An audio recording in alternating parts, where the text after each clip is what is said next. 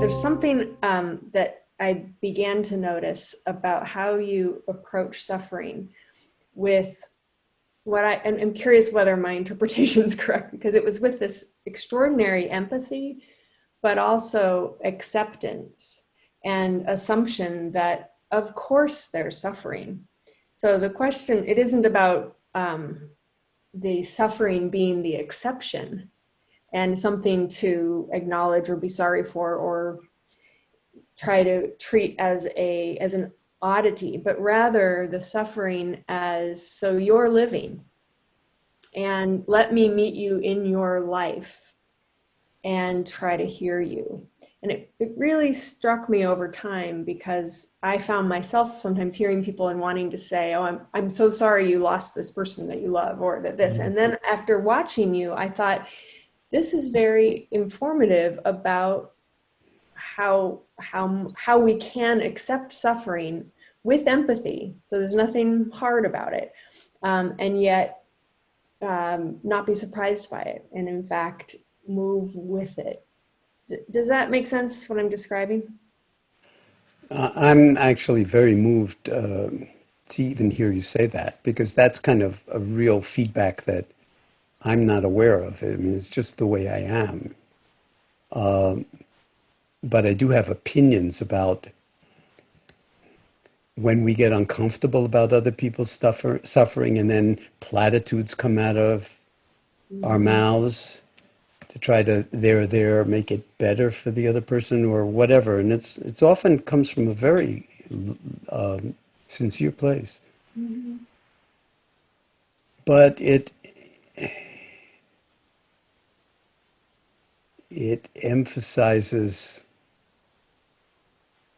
it has a certain element of pity associated with it. Mm-hmm. And there's a vast difference between compassion and pity. So pity is a certain kind of othering, Mm-hmm. where it's like, you're over there and I'm sorry for your loss. Mm-hmm.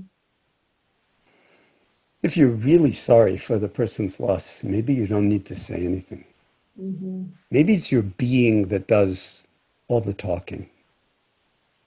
Maybe it's the silent presence that does all the talking. Now, I'm saying this maybe because I don't think about it. Mm-hmm. I don't think like, oh, now how should I answer this question so that it will look compassionate?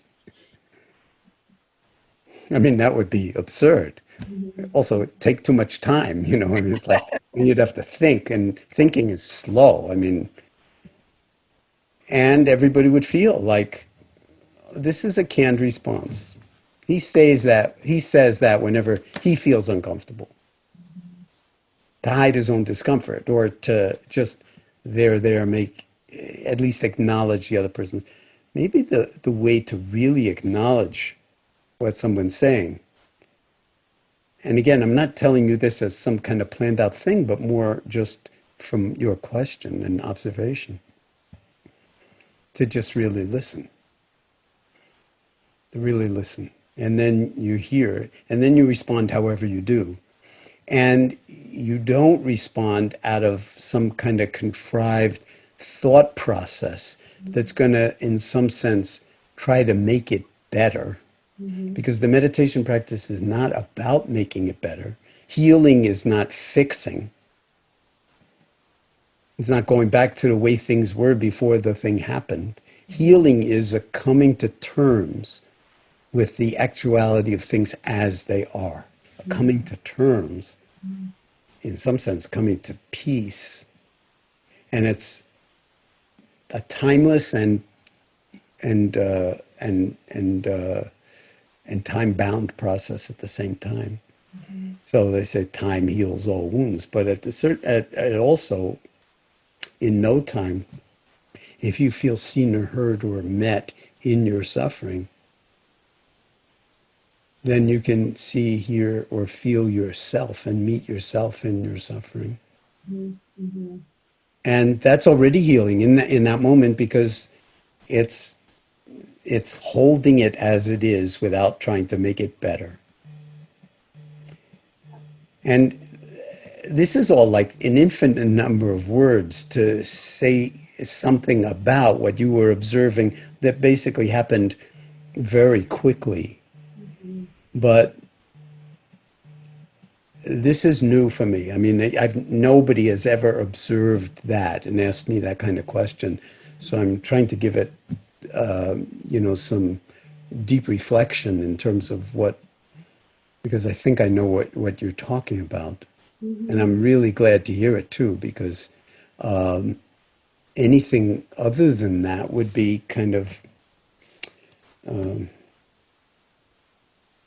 fake, a sham, a performance.